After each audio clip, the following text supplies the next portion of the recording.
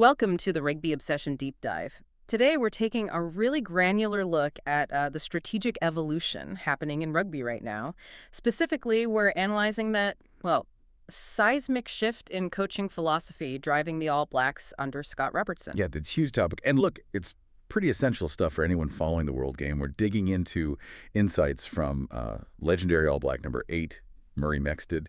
He's watched the tactical landscape change, dramatically over the years. And his argument that Robertson Razor is deliberately copying and adapting a hugely successful model. The one pioneered by his Springboks counterpart, Rassie Erasmus, right? Exactly that one, yeah. So we're kind of leaving behind that old first 15 mentality. This whole deep dive is really about understanding this, well, sophisticated pursuit of robust squad depth, or what our sources are calling the first 45 philosophy. It's a massive pivot for the All Blacks, isn't it? Oh, absolutely. And we're going to try and dissect what the strategic trade-offs really are. And hey, if you want to make sure you catch every strategic angle like this, keep up with these global shifts. Make sure you subscribe to Rugby Obsession. That way you won't miss insights like the ones we're getting into today. Right. So just to set the scene, the competitive context, you have to acknowledge the current situation. The Springboks and the All Blacks, they're ranked first and second globally. They are the benchmark. And the margins between them, razor thin. You're exactly. And you saw that in the recent Rugby Championship, didn't you? Both teams had strong campaigns, winning, 4 out of 6 matches? That's right, 4 out of 6. But South Africa took the title, just on points difference. So if the margins are that small, Razor may be looking at or even adopting a blueprint from his closest rival. Well, it starts to make sense, doesn't it? It's more than justifiable, I think. You could argue it's almost necessary in the modern game.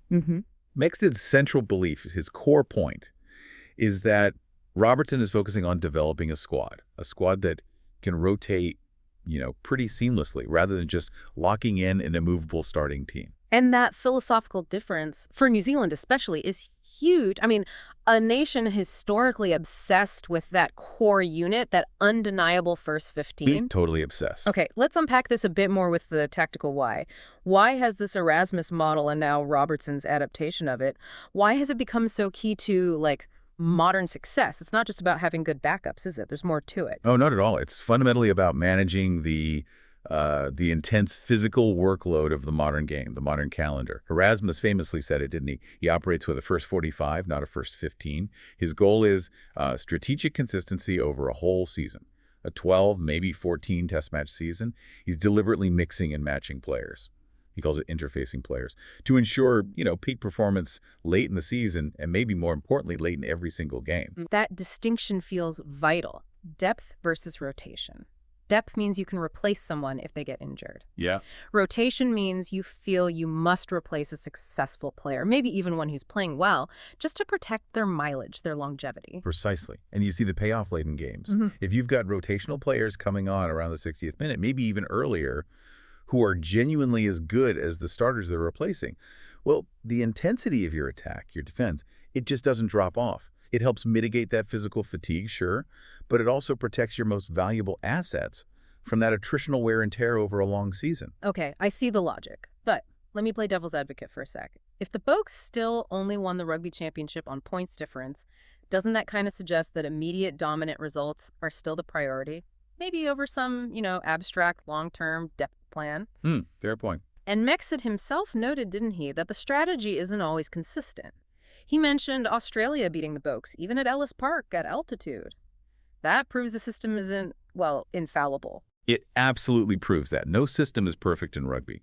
But the consensus Mexted seems to land on is that the general approach that is setting the standard now, the modern game, just the sheer physicality, the volume of high-stakes matches, it simply demands this level of distributed talent. You can't rely on 15 guys anymore. Which brings us right to Robertson's tenure then. Mexted really believes Razor and the selectors are actively mirroring this. They're aiming to develop, 2, maybe even 3 high-quality options in every single position. Yeah, exactly. And this is where we get Mexted's personal aha moment, right, which is quite fascinating, actually, because it really shows how deeply ingrained that old selection mindset was, even for someone like him. Mexted admitted he felt, his word was naive, looking at one of the recent All Black squad announcements. He was genuinely confused. Why name 5 open-side flankers? Right. For fans who grew up, like you said, with that fixed first 15 idea, seeing 5 spiralist number 7s, It must feel completely counterintuitive, especially when you've got a world beater like Artie Savea already owning that spot. Why 5? Well, it comes down to the tactical demands of that specific jersey, the number 7. The open-side flanker is arguably the highest impact, most fatigued player in the modern game. Just relentless work rate. Their primary role, it's the breakdown, racking up tackles, contesting possession constantly, clearing out rucks. It's a collision magnet, that position. Okay. So having 4 other specialists ready to go ensures that crucial breakdown dominance isn't lost in the second half of a game, or maybe even more critically, in the next test match when your main starter needs a rest. Ah, okay. So that level of depth, like 5 open sides, it's explained only by this commitment to the first 45 philosophy. It's about maximizing those specialist impact minutes across the whole squad. That's the thinking, yeah. And that then leads us to the psychological implications of this strategy, these rotations. Right. Mexted pointed out, didn't he, that we regularly see selectors taking off top players with maybe 25 minutes still left on the clock. And he's pretty adamant this isn't just about fatigue or even immediate injury risk. Often these players are in peak form when they come off. He believes the rotations are fundamentally premeditated.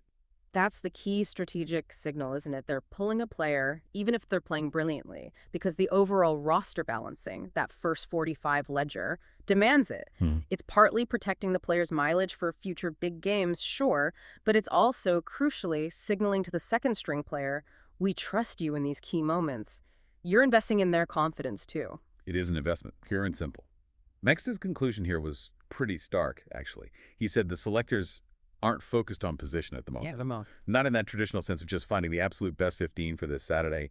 Their priority is developing this really big squad and just accepting that very few players, if any, will play every single test match consecutively all season long. The modern game, the schedule, the physicality, it just doesn't allow for it anymore. Wow, that shift feels massive. And it really defines the Robertson era already, doesn't it?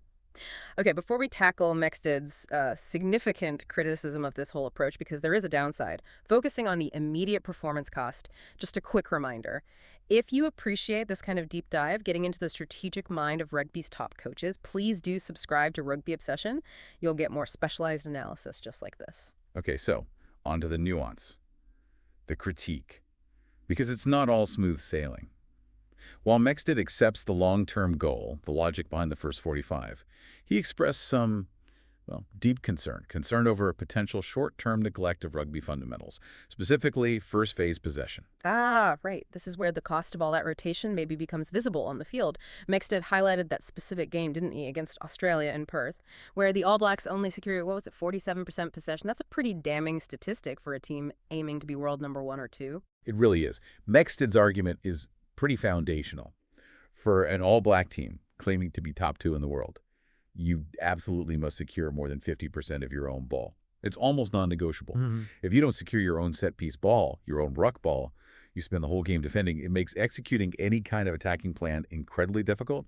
You're always on the back foot.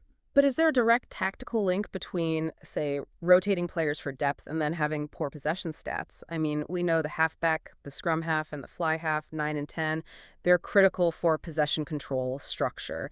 So if those key positions are being rotated frequently, to give game time across the first 45, does that lack of a consistent partnership automatically disrupt those fundamentals? Is that the connection? It's highly likely, isn't it? Consistency in that 9 and 10 combination, it dictates so much.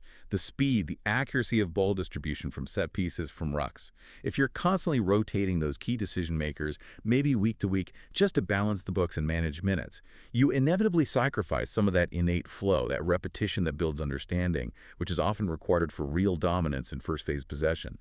Mexted definitely fears that the pursuit of long-term depth might be creating some short-term tactical turbulence, especially around securing the ball. So the overall assessment kind of synthesizes that risk and reward perfectly then. The selection approach is focused almost entirely on development, on future depth, not necessarily on immediate week-to-week dominance. Mexted summed up the results so far, didn't he, under this high rotation strategy. He said they aren't great, but they're okay, which really sounds like a calculated risk, a development phase. Yeah, I think that's fair. And it's important for you listening to understand this isn't just about, scraping by or surviving. It's an attempt to build a system, a whole squad that can genuinely withstand almost any injury any midseason slump, any drop in form from one or two players. But building that robust system, well, it clearly comes at the price of that traditional week in, week out consistency.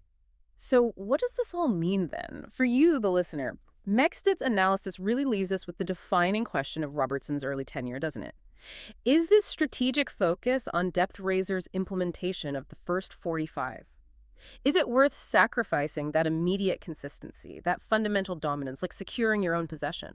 We genuinely encourage you to share your thoughts on those strategic trade-offs Robertson seems to be making right now. Yeah, absolutely. And just to quickly recap the main nugget here, Scott Robertson appears to be fundamentally changing All Black selection, prioritizing that Erasmus-style depth the first 45 over settling on a fixed starting lineup. This looks like the new normal, trying to ensure long-term tactical robustness, even if even if it introduces some short-term issues with fundamentals, like those reduced possession percentages we talked about. Right. And here's a final provocative thought just to leave you with. If these premeditated substitutions, taking players off the field even when they were performing brilliantly, maybe someone like Artie Savea, simply to manage that first 45 ledger, if that's the unavoidable cost of achieving ultimate squad depth, Yeah. what is the optimal cost-benefit ratio there? How much short-term dominance should a world-class team actually sacrifice for the promise of, well, maybe long-term invincibility? That question, I think, is going to define the Robertson era. It certainly feels like it was a fascinating period. Indeed. Thank you for joining us for this deep dive. And don't forget to subscribe to Rugby Obsession wherever you get your analysis.